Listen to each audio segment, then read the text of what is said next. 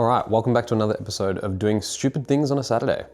Today, we're back on this car and it's gonna be fun. I don't think so. So I've actually just found a YouTube channel called The Restoration Apprentice, and they basically go through the whole taking apart of an engine off of like a 924 and all the other stuff. So I'm gonna basically go through that, use his video, and try and work forwards from what he did. So he's pulling it apart and putting it back together. So I'm just gonna kind of look what he's taken apart, what bolts he's taken off, and then try and apply that to this. So yeah, let's see how it goes. All right, so basically, I'm gonna make a list of things, any last few bits that I don't have that I need, and buy anything that I need so that everything's ready to go. Biggest issue at the moment is the wiring on this car. I don't know what's good and what's not. I'm gonna have to go through all of it, check. I think there might be some plugs missing, so I might have to solder, splice those on, things like that. But I'm getting a bit of picture, watching more videos and kind of understanding a bit more about the wiring. And we'll go through that as we go. But yeah, today I'm basically just gonna see what I can put on, what I have, anything I'm missing, and yeah, just go from there. Let's go.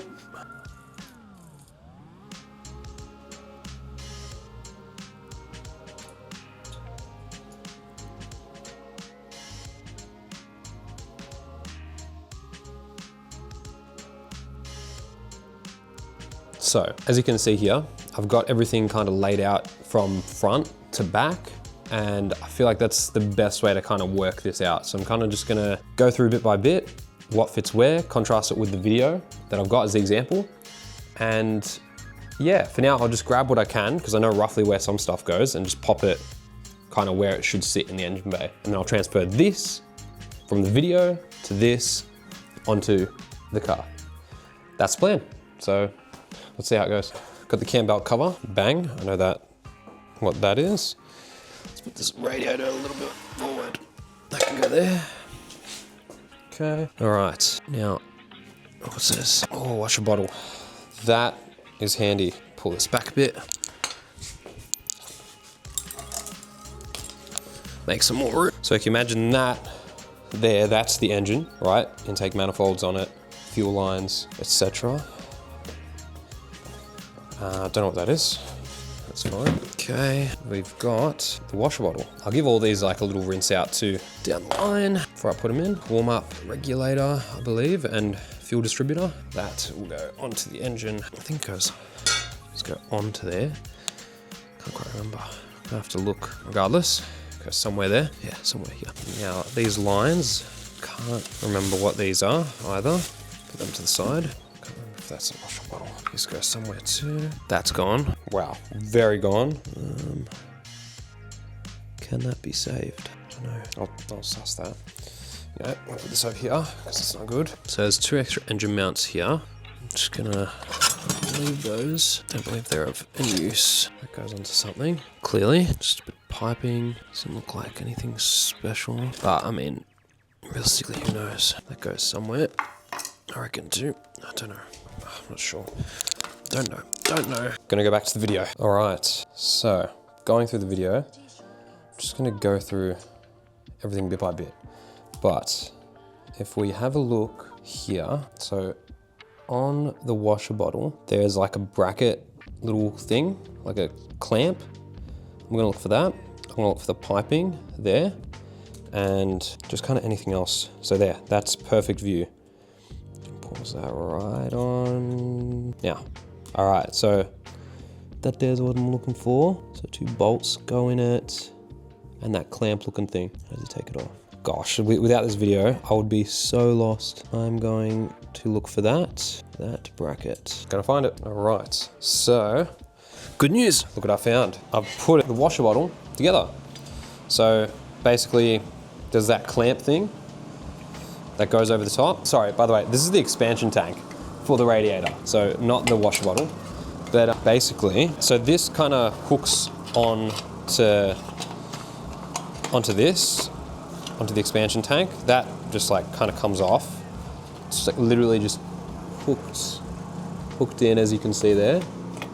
See? And yeah, there's basically like a little rail and a gap on the inside of the expansion tank that it just sits on, basically, like that. Yeah, then these 2 bolts fasten to the chassis.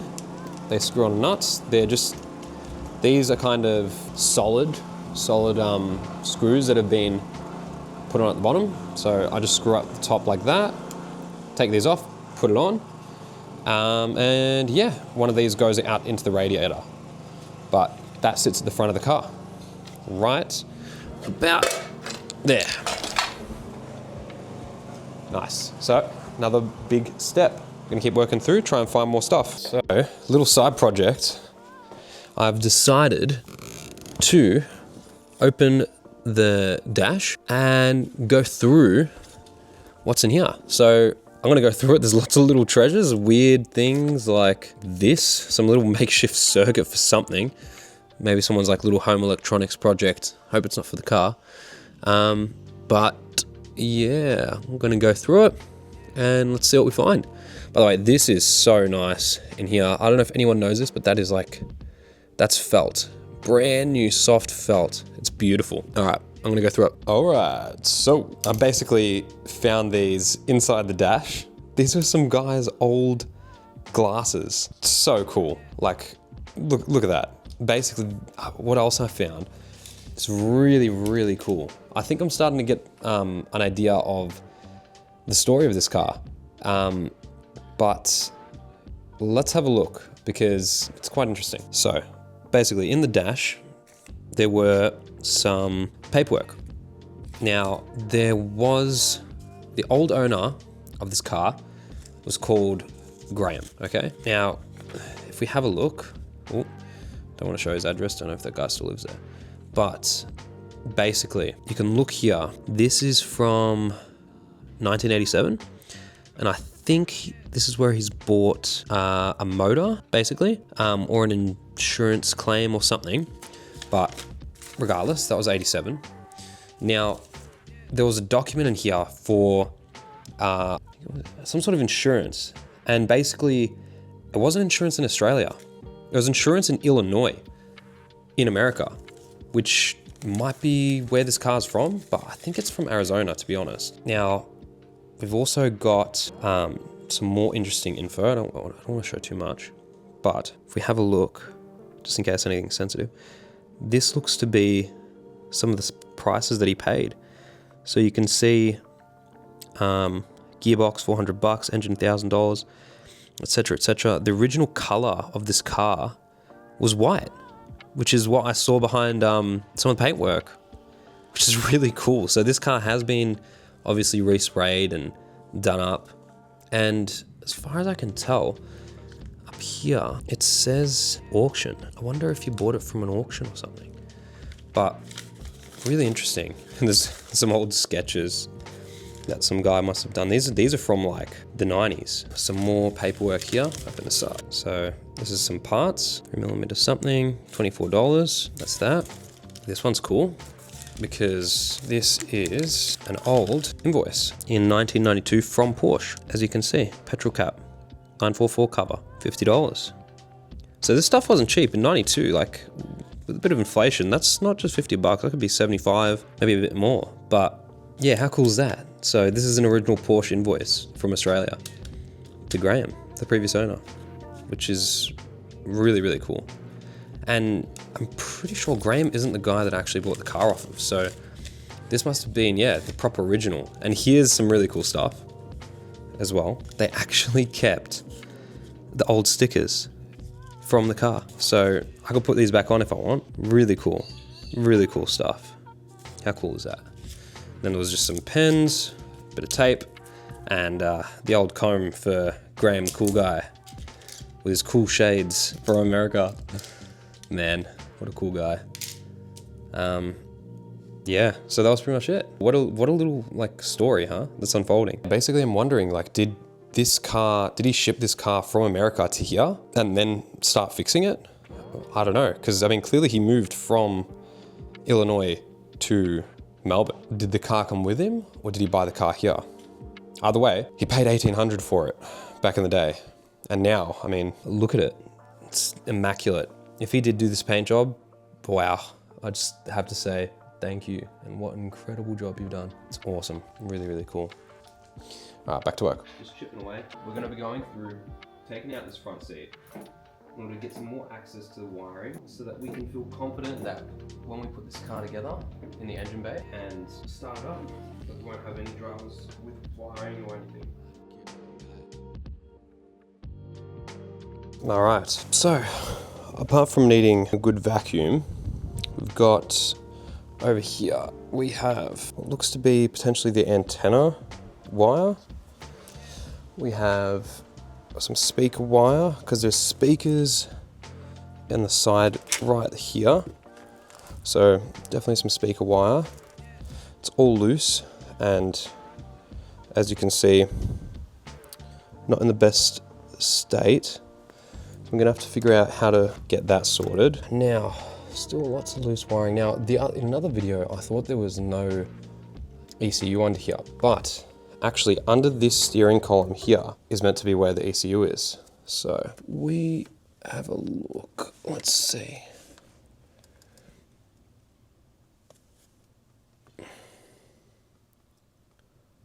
So we've got the fuse panels here. That's a steering column there. Let's see. Maybe if I shine it through that way. Basically, the wires are meant to run to it. So what I'm gonna do is I'm gonna have a look now and see if any wires run to the middle of that steering column. If they do, then well, that means that the ECU is there. If they don't, well, begs the question, the ECU might not be in there. So I'm gonna do that now and press on.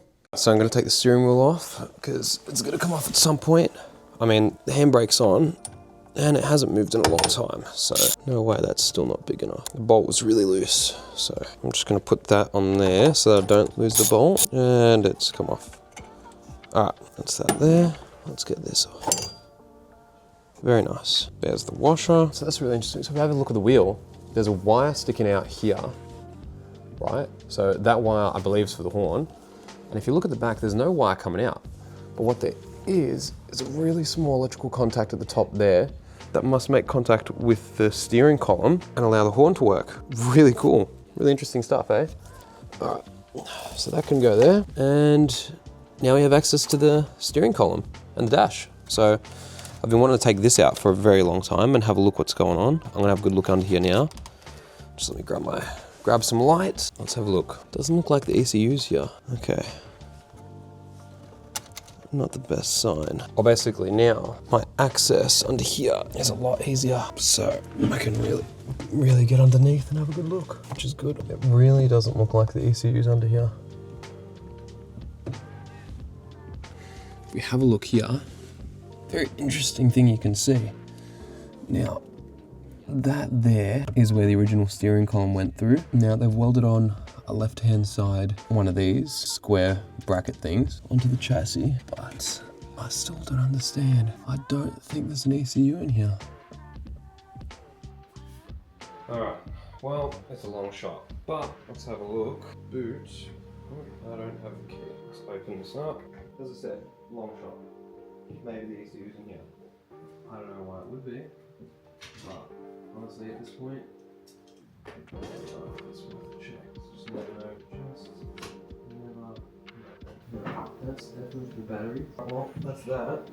Definitely not in there. I'm thinking maybe because the guy wanted to turn it into carbureted engine. Maybe he put a whole new loom in the car and he wired it himself and got rid of the ECU.